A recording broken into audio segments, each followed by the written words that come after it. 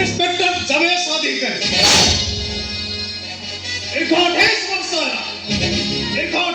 होला तुम police department रे सर्विस कलर हेले आदि पर्यंत तुम एमिति सब इंस्पेक्टर रही रहिबो प्रमोशन पई भलो इंस्पेक्टर ते हे करलो सर मोर कोनोचे हायर ऑफिसर मते लाइक करले मोर प्रमोशन हेबे केमिति हम शिशिया माने गुप्ता चरित्र पंजिका एटा चमत्कार छे ए 28 वर्ष भी करे तुमको जने हेले हायर अथॉरिटी लाइक करे सर तो मोर दुर्भाग्य सर अच्छा मिस्टर अधिकारी हां अनुकूल जिला रो छंडी पदा हमें छंडी करे जाइका सर मोर चाकरी करे से छंडी पदा थाना में बोलते हां मोर माने पड़िला हमरा फास्ट पोस्टिंग सही छंडी पदा थाना रे होइतला अच्छा निर्भय पंजा मर्डर केस कथा तमर मने अछि आपण कोन निर्भय पंजा विषय कहू मु सही निर्भय पंजा कथा कहू जे मालिक रो गंदे बदे दीप कोणी थाना पंचायत रा अच्छा मु जानिबा को चाहूं से लोकटा गला करे आसपास लोकटा थिला सर से दिन को फेरार हे गेला लोकटा को फेरार हे गेला तो पुलिस डिपार्टमेंट जानि करला ना किंतु सेटाकर स्थानीय अधिवेशन कामनी किति तोरा गंजाय पारे और थाना स्टाफ मिसे लोकटा को बारी कंतर एरिया में फोकाडी देइले ना सर इतना सब मिछ कथा से गंजाय जीव को नहीं से थाना रे पहुंचला उठे नहीं पड़ेगो से कथा तमे जानि दिबो कारण से से फंडी अधिकारी तमे ही दिबो ना सर निर्भय पंजा मरिदा हार माटी रे मिसी गला आज ता पचा गंदा काहे बाहर दियो सुने अनेक जन के धारणा से लोकटा बेबी बंचिती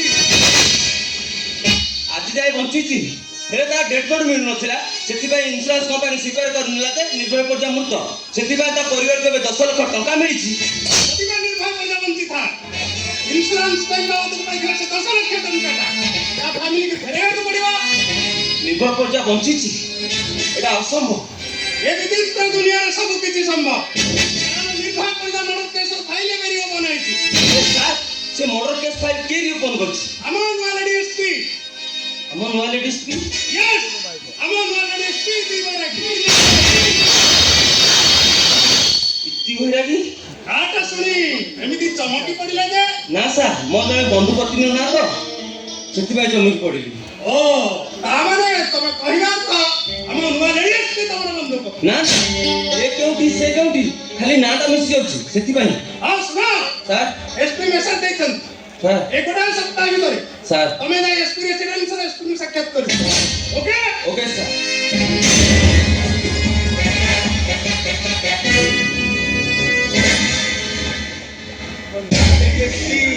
इत्ती बरागी ना ना ये आउ शेर में तो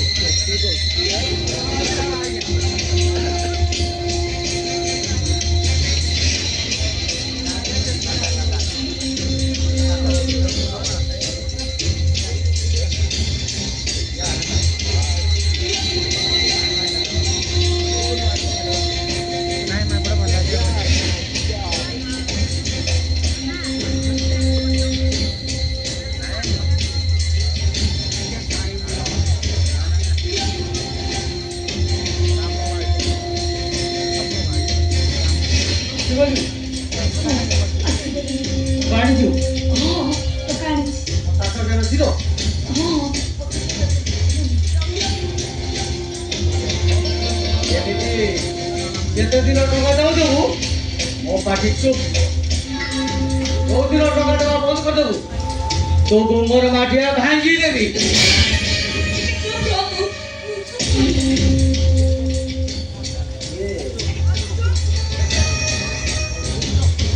तो बोले अपरिष्कार भक्ति कर ओ साधमा गोटे बेचिया दिला ओ मां गोटे मोर रक्षिता दिला तू मो मद पानी खत तो हाथ मा तो लाउला तो मा कहिया रे तू रही देलो तो हाथ मा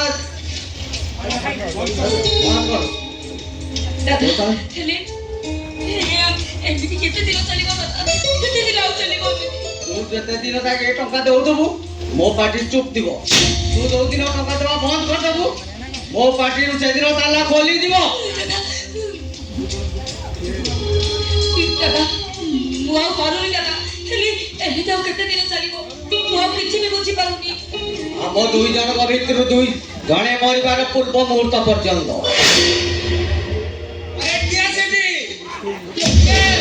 क्या सेठी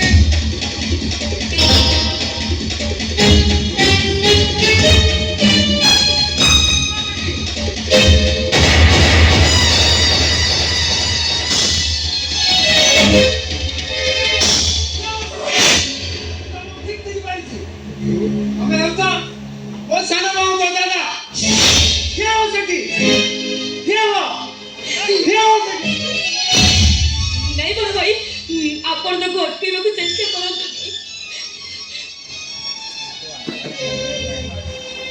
ମୁଁ ଠିକ ଚିହ୍ନି ପାରୁଛି ସେ ତମ ଦାଦା ଅତିଥି ଡାକୁଆ ତମେ ତାଙ୍କୁ ଲୁଚାଇ ଟଙ୍କା ଦେଲ ଆଉ ସେ ତମଠୁ ଟଙ୍କା ନେଲା ସେ କାହିଁକି ଟଙ୍କା ନେଲା ସେ କଥା ମୁଁ ପଚାରିବାକୁ ଚାହୁଁଛି ଆପଣ ଠିକ ବୁଝିଛନ୍ତି ହେଲେ ସେ କାହିଁକି ଟଙ୍କା ନେଲେ ଆଉ ମୁଁ କୋଉଥିପାଇଁ ତାକୁ ଟଙ୍କା ଦେଲି ଆପଣ ତାକୁ ଏ କଥା ପଚାରିବେନି କାହିଁକି ପଚାରିବିନି ବଡ଼ ଭାଇ ଆପଣ ପରା କହୁଥିଲେ ମୁଁ ଯାହା ଅନୁମାନ କରୁଥିଲି ଠିକ ଅନୁମାନ କରୁଥିଲି ସେ ଲୋକଟାର କଥାରେ ତମେ ମନରେ ଏତେ ବଡ ମିଛ କଥା କହୁଛ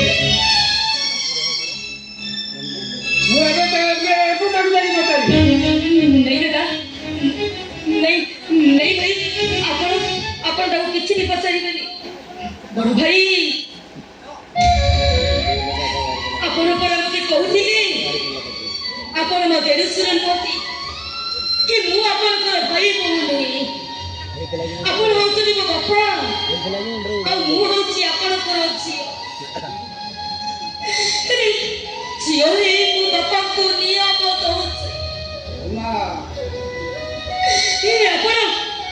ଆପଣ ଆଜି କିଛି ଦେଖି ନାହାନ୍ତି କି କିଛି ଶୁଣି ନାହାନ୍ତି ସବୁଦିନ ପାଇଁ ଆପଣ ଚୁପ୍ ରହିବେ ମାରେ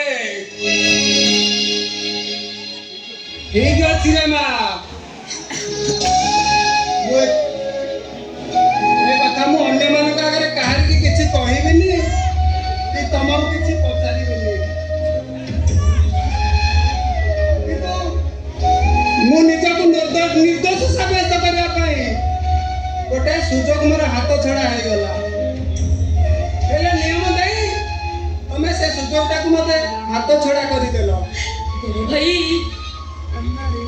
ଠିକ ଅଛି ରେ ମା ବଡ଼ ଭାଇ ମୁଁ ପରା ଆପଣଙ୍କର ଝିଅ ସେଥିପାଇଁ ମୁଁ କାହାକୁ ଟଙ୍କା ଦେଲି ଆଉ ମୁଁ କାହା କଥାରେ ଉଠ ବସଉଛି ଆପଣ କିଛି ଜାଣିନାହାନ୍ତି କିଛି ଦେଖି ନାହାନ୍ତି ସେଥିପାଇଁ ଆପଣଙ୍କ ଝିଅ ଆପଣଙ୍କୁ ନିୟମ ଦଉଛି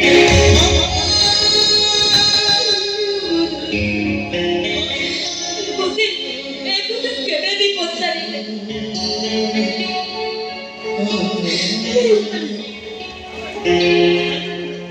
ମୋତେ ଏ କଥା ପଚାରିବେନି ବଡ଼ ଭାଇ ମୋତେ ଏ କଥା କେବେ ବି ପଚାରିବେ ଠିକ ଅଛି ରେ ମା କେଉଁ କଥା ପଚାରିବନି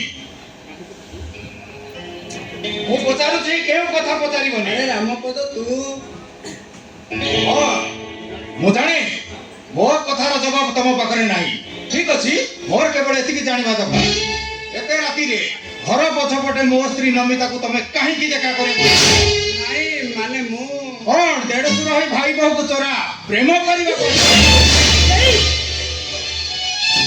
ଦେଖ ବଡ଼ ଭାଇ ବାହାର ବସିଥିଲେ ଆଉ ମୁଁ ବି ବାହାର ବସିଥିଲି ଦେଖା ହେଇଯିବାଟା ଆକସ୍ମିକ ସେଥିରେ ଆମେ ଦେଖା କରିବାକୁ କେହି ବି ଆସିନୁ ଦେଢ଼ଶୁରକୁ ପ୍ରେମ କରୁଛୁ ତୁ ମତେ ସଫେଇ ଦଉଛୁ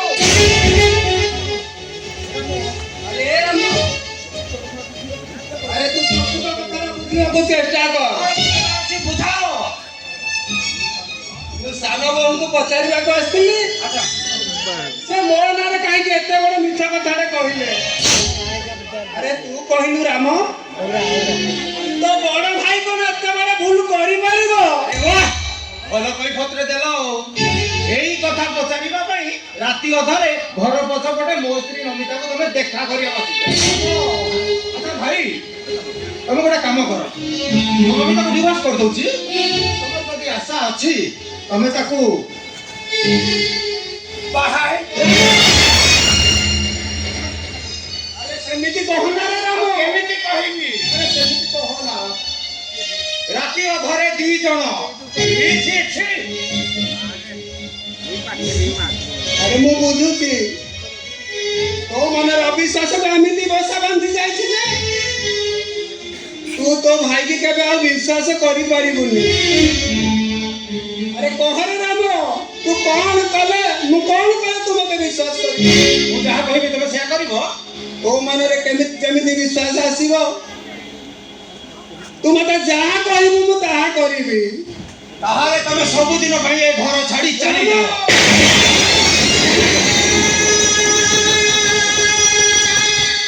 ତମକୁ ଦେଖିବା ମାତ୍ରେ ମୋ ରକ୍ତରେ ନିଆଁ ଲାଗି ଯାଉଛି। ମୋ ବଡ ଭାଇ ମୋ ସ୍ତ୍ରୀକି ଚୋରା ପ୍ରେମ କରୁଛି।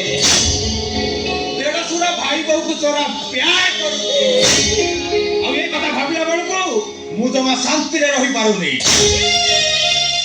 ତମେ ଏ ଘର ଛାଡି ଚାଲିଯାଅ, ହୁଏତ ମୁଁ ଟିକେ ଶାନ୍ତିରେ ରହିପାରିବି। ଏଇ ନହେଲେ ମୁଁ ବୁଝିବି ତମେ ମୋ ସ୍ତ୍ରୀକୁ ଚୋରା ପ୍ରେମ କରୁଛ। ଏଇ তুমি তুমি বড় ভাই প্রেম করে বাদ করে দিও না, বাদ করে দিও না। আরে চুপ করো।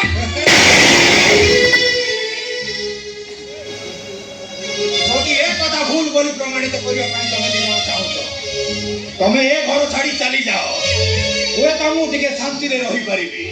ଯଦି ୟା ପରେ ତମେ ଏ ଘରେ ରୁହ, ଏ ରାମ ପଦ ଶାନ୍ତିରେ ବଞ୍ଚିବା ପାଇଁ ସବୁଦିନ ପାଇଁ ଘର ଛାଡି ଚାଲିଯିବ।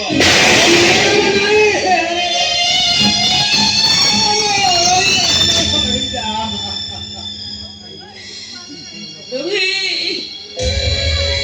ଆପଣ କଣ ଏ ଘରୁ ସବୁଦିନ ପାଇଁ ଚାଲି ଚାଲିଯିବି।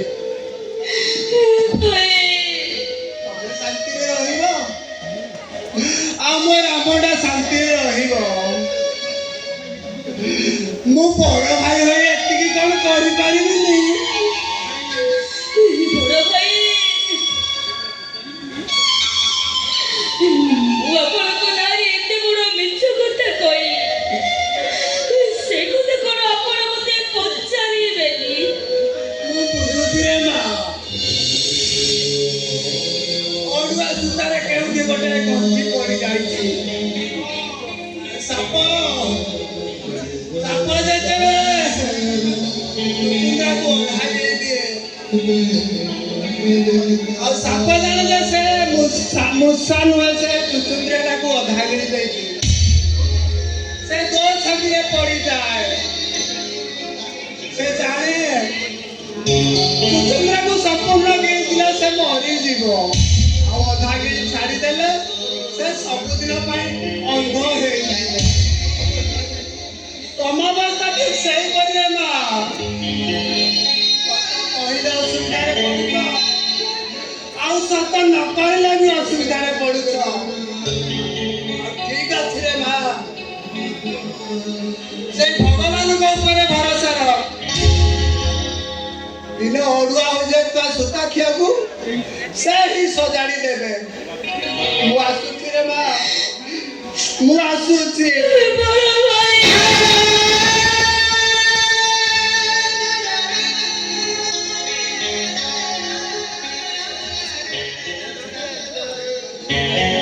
ମାରେ,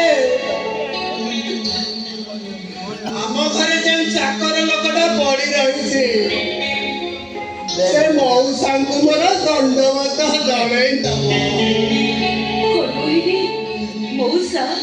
ତମେ ଯେମିତି ସେ ସତ କଥାଟା କହିପାରୁନ, ଆଉ ସେ ମଉସାଙ୍କ ପାଇଁ ମୁଁ ବି ସତ କଥାଟା କହିପାରିବି। ଆଉ ମୋ ବୋଉକୁ କହିଦେବ ତା ସାବତ ପୁଅ ଧର୍ମ ଆଜି ଏ ଘର ଛାଡି ଚାଲିଗଲା।